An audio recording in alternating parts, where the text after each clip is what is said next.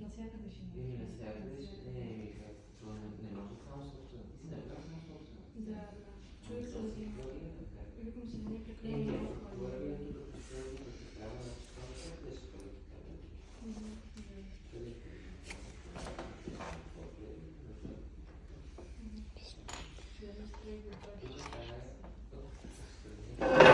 да решат коя гледна точка да ме изисква, коя да ме вече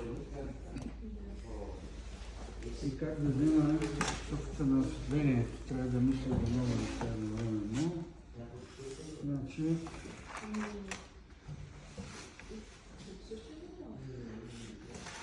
тази перспектива много прилича на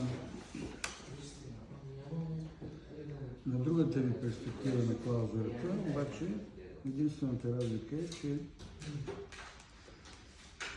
нямате трета обежна точка. Имате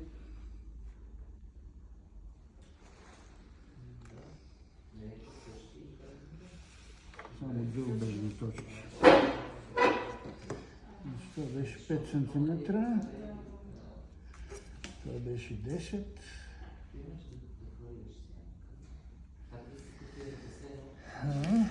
Това е 10, това е 5.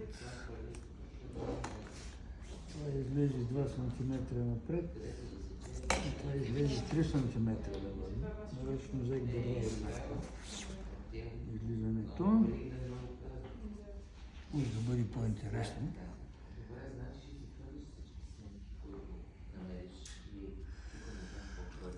Сега това не е къща. Вашата къща ще бъде в мащаб 1:100.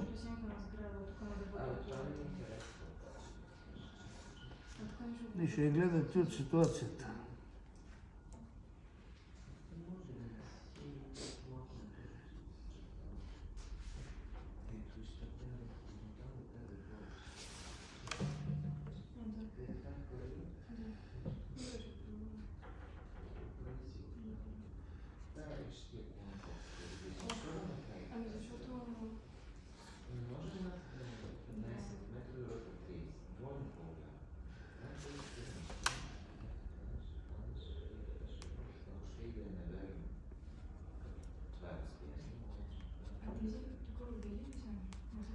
Някой идва ли?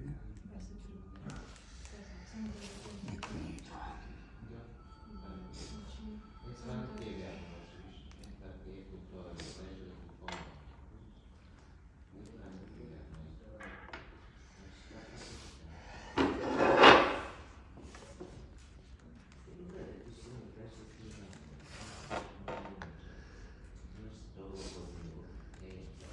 Имаме изображение на тялото в първа проекция, завъртяно на ъгъл 30 и 60 градуса.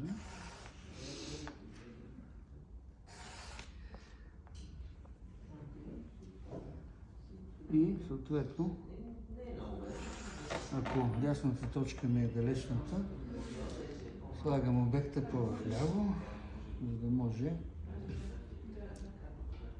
да влезе в листа точка. И двете обедни точки да влезат в листа. Вашия лист ще бъде по-голям. Вие трябва да си направите цялата маса в паус. На паус ще работите, не на картон, защото трябва долу да прозира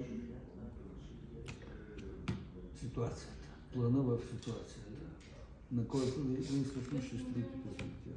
Това 70 на 100 метра. Моля? Това ли 70 на 100 метра? Това ли са 70 на 100, обаче паусовете на руло могат да се режат, ако имате 90 см паус, може да се изрежете с размера на масата, за да може по-далечни точки да хванете и да направите по-голяма перспектива, по-голяма картинка. Когато правите по-голяма перспектива, повече детайл може да хванете, повече подробности, по-лесно се хващат. Спроси, парапети, стъпала,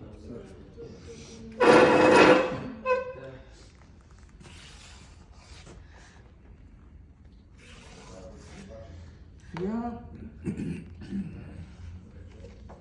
аз имам едно високо тяло, всъщност композиция от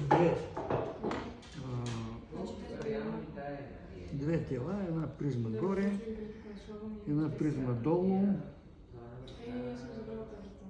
и трябва да я направя всичките ръбове възможни, които се виждат в ортогонална проекция, която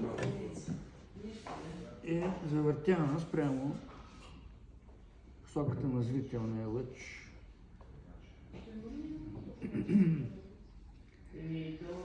И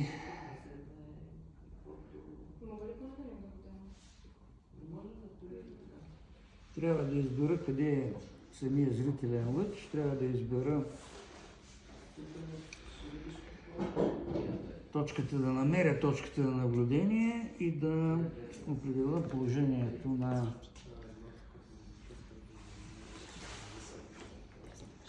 картинната равнина. И съответно бежните точки.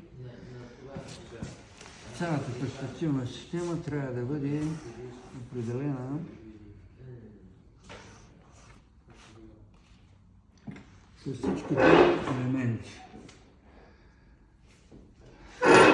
Това тук е правата Хикс. Значи това е правата Хикс. И понеже мащаба е 1 към 50, аз съм взел 1 към 50, и ще го вземете 1 към 100. Значи 1,80 м е височината на човешкия хоризонт. Това е правата Хаш. И това разстояние тук е 1,80 м в мащаба, в който се визуализира плана и изгледа. И сега същия начин, по който на клаузурата го правихте, това разстояние го дела на 3 равни части. Аз малко много ще го направя. Вие трябва да си го направите точно.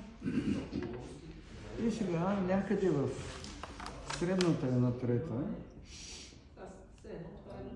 определяме положението на зрителния лъч.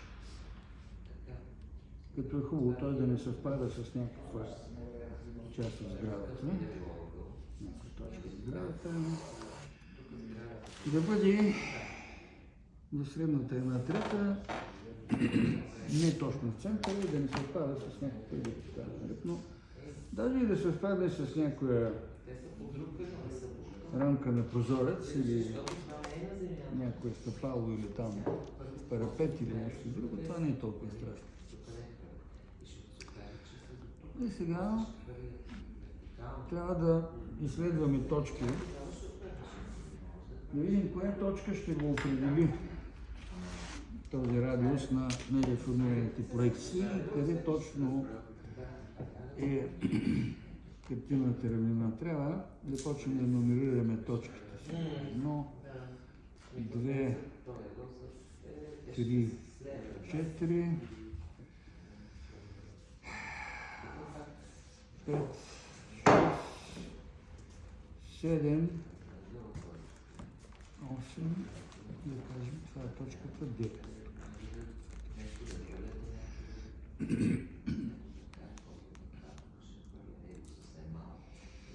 През всяка една, както на клаузурата,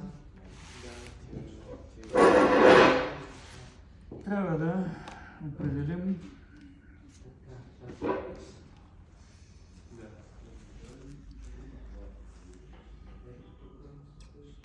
радиусите им. Значи, горните точки ги правя с звезди, а долните, тук долу е точка 5, това тук е точка 7, това тук е точка 2, това тук е точка 1, Тук е точка 6 звезда, 7 звезда, 1 и 2. Това тук е точката Хаш. Точка Хаш, която е центъра на въпросната окръжност. И през точката Хаш пускам радиуси към по-изнесените страни точки и примерно тия двете точки вероятно ще бъдат определящите. Няма как да е точка 6, ама да изследваме нея. Всичко може да се случи. Тия три точки ще изследвам. 5, 6 и 7. И съответно пускаме радиусите към плана.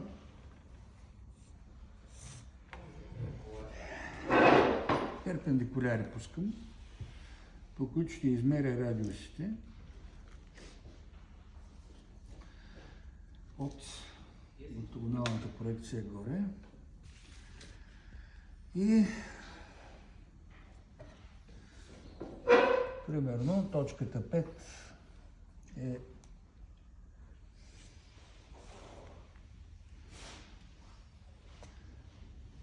ето това, точката 6 е ето това и точката 7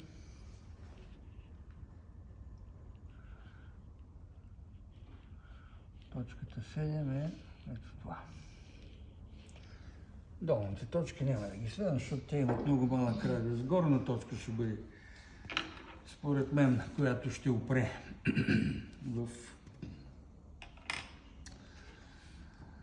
в кръга.